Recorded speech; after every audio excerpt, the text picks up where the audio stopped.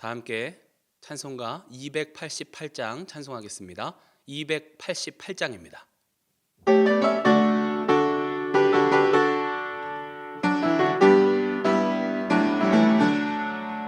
예수를 나의 구주 삼고 성령과 피로써 거듭나니 이 세상에서 내 영혼이 하늘의 영광 누리도다.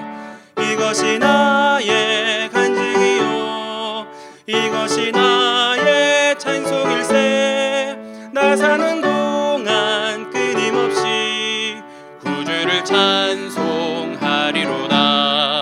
온전히 주께 맡긴 내 영 사랑의 음성을 듣는 중에 천사들 왕래하는 것과 하늘의 영광 보리로다.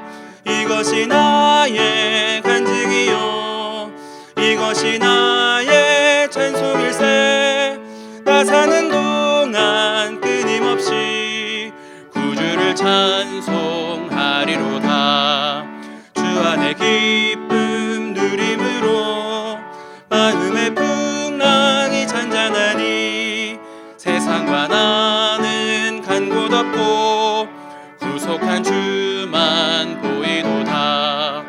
이것이 나의 간증이요 이것이 나의 찬송일세. 나 사는 동안 끊임없이 구주를 찬송하리로다.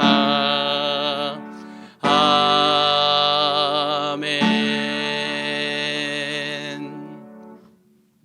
270장 찬송 힘차게 박수하면서 찬송하겠습니다. 270장입니다.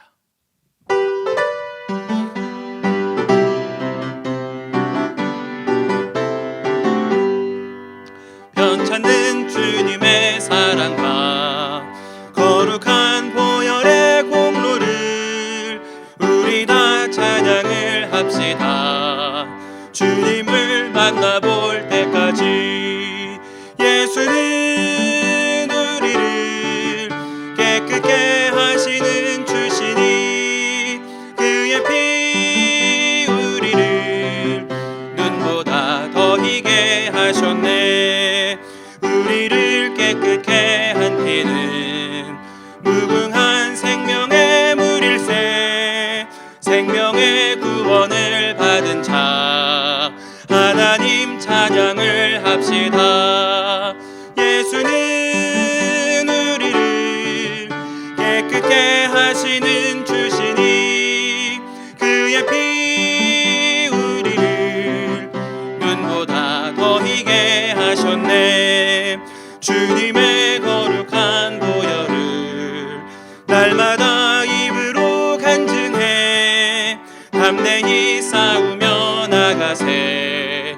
전국에 들어갈 때까지 예수는 우리를 깨끗게 하시는 주시니 그의 피 우리를 눈보다 더 희게 하셨네.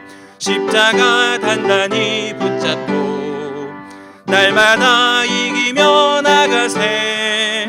머리에 면류관 쓰고서 주 앞에 찬양할 때까지 예수는 우리를 깨끗게 하시는 주시니 그의 피 우리를 눈보다 더 희게 하셨네.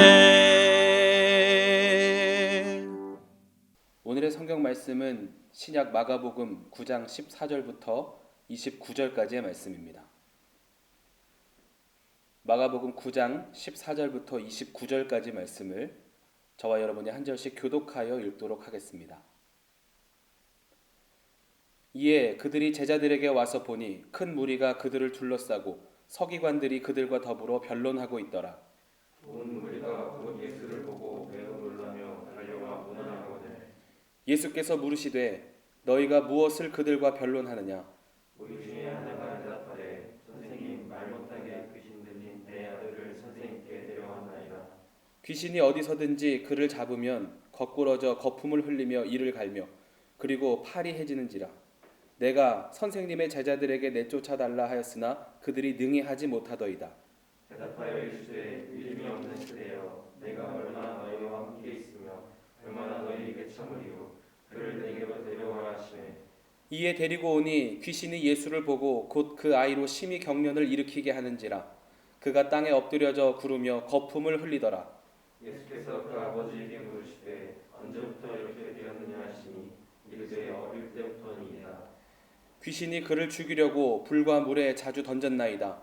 그러나 무엇을 하실 수 있거든 우리를 불쌍히 여기사 도와주옵소서. 예수께서 이르시되 할 수 있거든이 무슨 말이냐 믿는 자에게는 능히 하지 못할 일이 없느니라 하시니 곧 그 아이의 아버지가 소리를 질러 이르되 내가 믿나이다. 나의 믿음 없는 것을 도와주소서 하더라. 예수께서 우리가 달려와 보이는 것을 보시고 그 더러운 귀신을 꾸짖어 이르시되 말 못하고 못 듣는 귀신아 내가 네게 명하노니 그 아이에게서 나오고 다시 들어가지 말라 하시네. 귀신이 소리 지르며 아이로 심히 경련을 일으키게 하고 나가니 그 아이가 죽은 것 같이 되어 많은 사람이 말하기를 죽었다 하나. 예수께서 그 손을 잡아 일으키시니 이에 일어서니라. 집에 들어가심에 제자들이 조용히 묻자오되 우리는 어찌하여 능히 그 귀신을 쫓아내지 못하였나이까. 이르시되 기도 외에 다른 것으로는 이런 종류가 나갈 수 없느니라 하시니라. 할렐루야. 하나님의 크신 은혜가 이 시간 예배하는 모든 성도님들의 삶에 함께 하시기를 주님의 이름으로 축원드립니다. 오늘 함께 읽은 본문의 앞부분인 9장 2절부터 13절까지 말씀에 보면 예수님이 영광스러운 모습으로 변화하신 변화산 이야기를 기록하고 있습니다. 변화되신 예수님과 제자들이 산에서 내려왔을 때 귀신 들린 아들을 둔 한 사람이 제자들에게 와서 귀신을 내쫓아달라고 부탁했습니다. 하지만 18절 말씀에 보면 제자들은 능히 그 일을 하지 못했다라고 기록합니다. 이에 귀신 들린 아이의 아버지는 아들을 예수님께로 데리고 갔습니다. 그리고 이렇게 예수님께 간구했습니다. 하실 수 있거든 우리를 불쌍히 여겨주시고 도와주시옵소서. 예수님은 영적인 능력을 경험하지 못함이 믿음이 없기 때문이라고 이야기하시면서 믿는 자에게는 능히 하지 못할 일이 없다라고 선포하셨습니다. 이때 예수님의 말씀을 들은 아이의 아버지는 이렇게 소리칩니다. 내가 믿나이다. 나의 믿음 없음을 도와주시옵소서. 이 아버지의 간절한 고백과 믿음의 선포에 예수님은 아이 몸속에 있던 더러운 귀신을 내쫓아 주셨습니다. 우리는 이렇게 믿음이 있는 것 같지만 정작 믿음을 보여야 할 때 믿음이 없거나 연약해질 때가 있습니다. 평안할 때는 믿음이 있는 줄 알고 살아왔는데 어려움 앞에 혹은 두려움 앞에 있을 때는 그 믿음이 오간데 없고 두려움과 걱정과 근심 안에서 해결되지 않는 문제들만 붙잡고 살아가는 것입니다.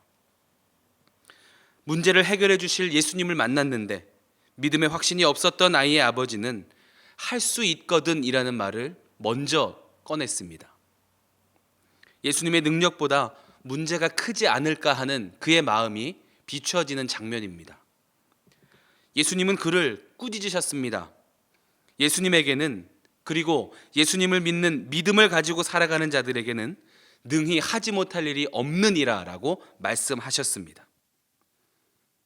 우리가 살아가는 세상과 우리의 생명은 하나님의 창조물이기에 그분이 만드신 세계 안에서 그분에게 불가능한 일은 없다는 것을 기억하시기 바랍니다. 그 믿음과 확신 안에서 살아갈 때 우리도 능력 있는 삶을 살게 되는 줄로 믿습니다. 오늘 본문 말씀을 통해서 우리에게 어떤 믿음을 원하시는지, 또 태어날 때부터 귀신 들렸던 자의 삶을 새롭게 하시는 예수님의 말씀 속에서 우리가 붙잡아야 할 것은 무엇인지 몇 가지로 함께 은혜를 나누고 기도의 제목으로 삼고자 합니다. 첫 번째로는 기적은 믿음을 통해 이루어집니다. 예수님이 하신 믿는 자들에게는 능히 하지 못할 일이 없느니라 라는 선포는 우리에게 큰 울림과 소망을 줍니다.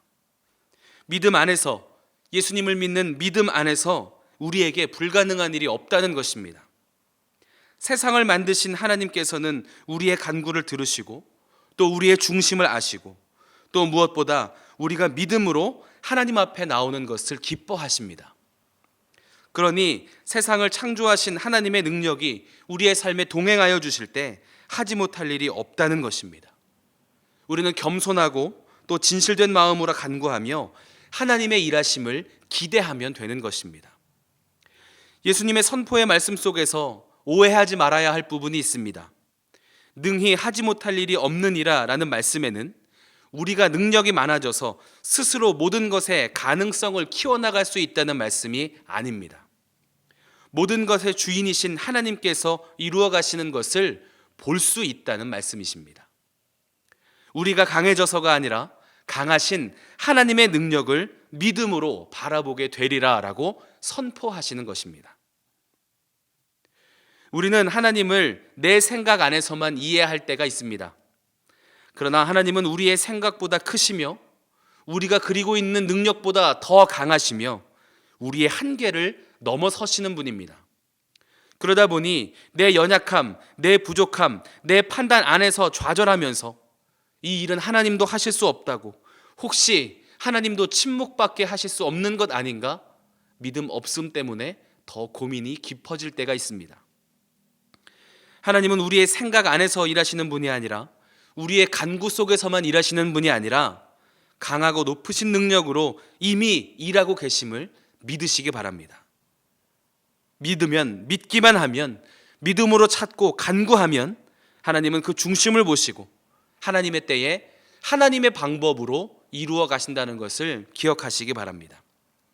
혹시 오늘 본문의 경우처럼 오랫동안 같은 문제가 해결되지 않아 고민될 때, 나는 모든 것을 다 해본 것 같은데도 변화가 일어나지 않을 때, 그래서 정작 입술로는 기도하고 있지만 내 마음으로는 아무런 기대감도 갖고 있지 않을 때, 그 두려움의 문을 열고 다시 회복시키시기 원하시는, 다시 새로운 일을 행하기 원하시는 주님 앞에 기도로 다시 나아가는 우리가 될 수 있기를 바랍니다. 믿는 자에게는 능치 못함이 없는 일을 하신 그 능력의 하나님이 우리의 삶에도 반드시 우리의 기도의 제목에도 응답하여 주실 줄로 믿습니다. 두 번째로는 예수님의 손을 붙잡으면 일어날 수 있습니다. 어릴 때부터 귀신 들린 아이의 삶을 생각해 보면 너무나도 안타깝습니다. 아무도 그에게 가까이 오지 않았을 것입니다. 모두가 손가락질하고 멀리하고 돌을 던졌을 것입니다. 당대에 고쳐지지 않는 질병과 장애에 대한 것은 아픈 것이 아니라 저주받거나 벌을 받았다고 생각하는 문화가 있었습니다. 그렇기 때문에 그 아이와 그의 가족들이 받았던 상처와 아픔은 말로 다 할 수 없었을 것입니다. 이 방법 저 방법 다 써봤는데도 차도가 없습니다. 그런데 오늘 예수님을 만났습니다. 그리고 예수님이 그 아이에게서 나와라 라고 말씀하셨을 때 그 아이에게서 귀신이 떠나갔습니다. 그런데 그 아이가 쓰러져서 움직이지 않았습니다. 많은 사람들이 그 모습을 보고 마치 죽은 것처럼 보였다라고 이야기합니다. 그때 예수님이 그 아이의 손을 잡아 일으키시니 아이는 다시 힘을 얻고 일어났습니다. 새로운 삶이 비로소 예수님의 손을 붙잡았을 때 시작된 것입니다. 예수님은 이렇게 우리의 삶의 문제와 어려움들을 우리보다 더 잘 알고 계신 분이십니다.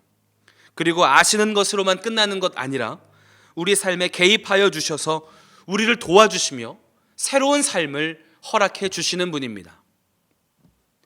그러니 우리는 말씀을 선포하실 때 그 말씀에 순종으로 반응하고 손을 내밀어 주실 때 그 손을 맞잡으면 되는 것입니다.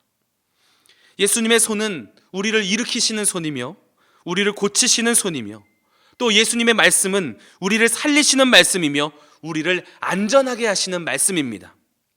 그러니 우리는 주시는 말씀을 귀하게 여기며 또 삶에 적용하며 무엇보다 순종으로 반응하며 따라가면 되는 것입니다. 나의 능력으로 살아가지 않고 주님의 능력을 힘입어 승리하며 살아가게 되는 삶을 비로소 그때 우리는 맛볼 수 있는 것입니다. 우리가 즐겨 부르는 복음 성가 중에 주께 가오니라는 곡이 있습니다.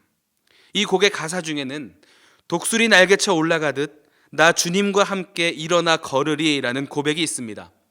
바로 이사야서 40장 31절 말씀을 곡조에 맞춰서 쓴 내용입니다.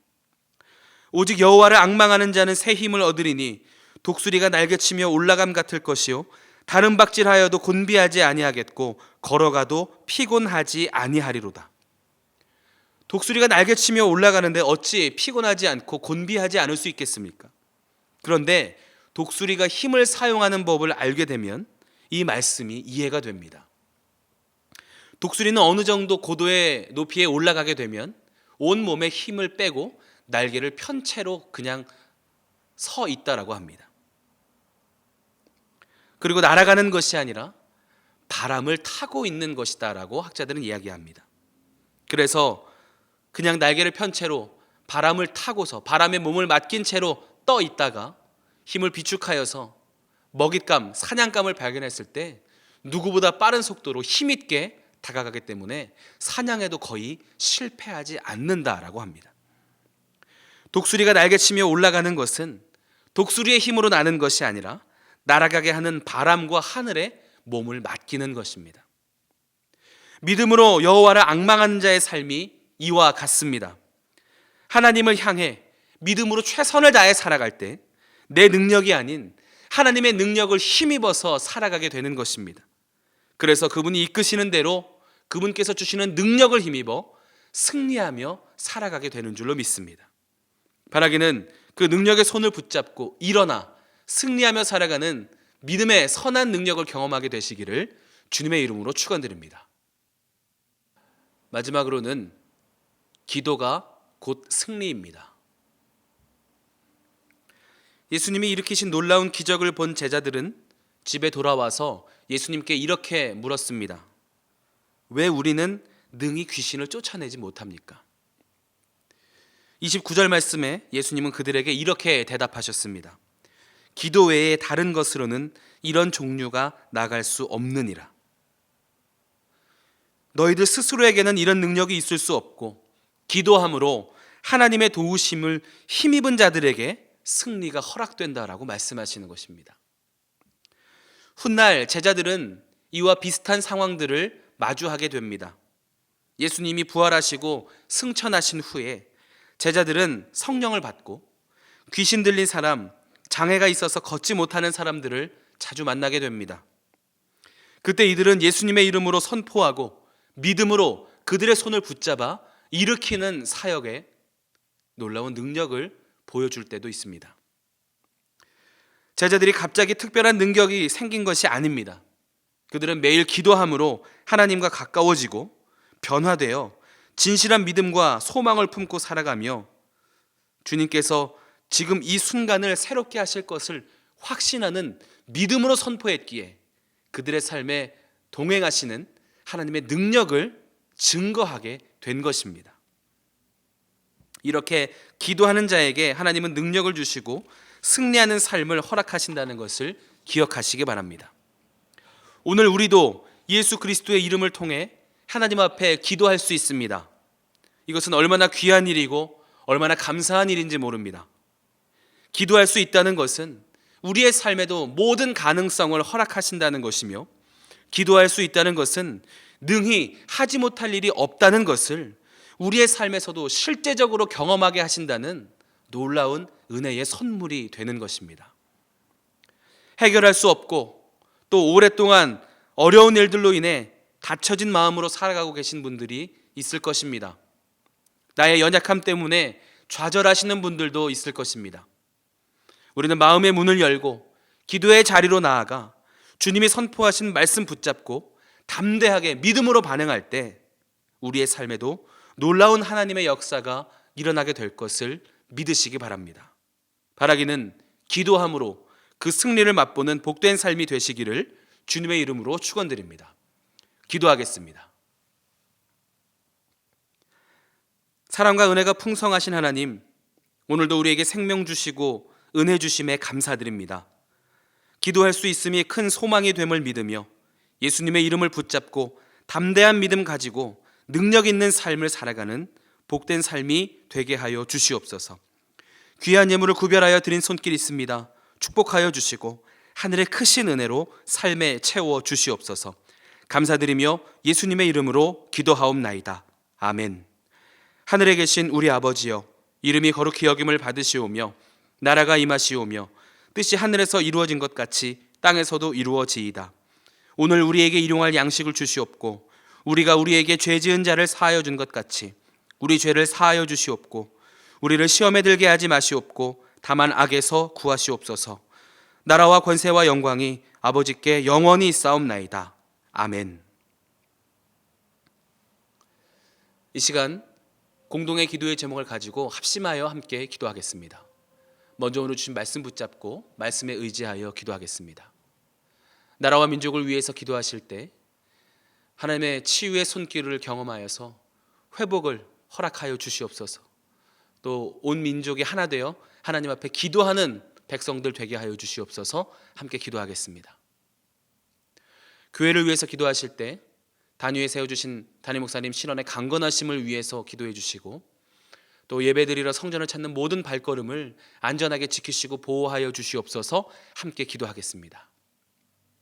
우리 가정과 자녀들이 하나님을 주인으로 모시고 살아가는 복된 가정 되게 하여 주시옵소서. 기도하겠습니다. 또 개인의 기도 제목을 위해서 기도하시고 중보하며 기도하실 때 병환 가운데 있는 환우들의 회복을 위해서 어려운 상황 겪고 있는 성도들과 이웃들의 삶의 회복을 위해서 함께 중보하며 기도하도록 하겠습니다. 우리 두 손 높이 드시고 주님의 이름 3번 간절히 크게 부르짖고 통성으로 합심하여 기도하겠습니다.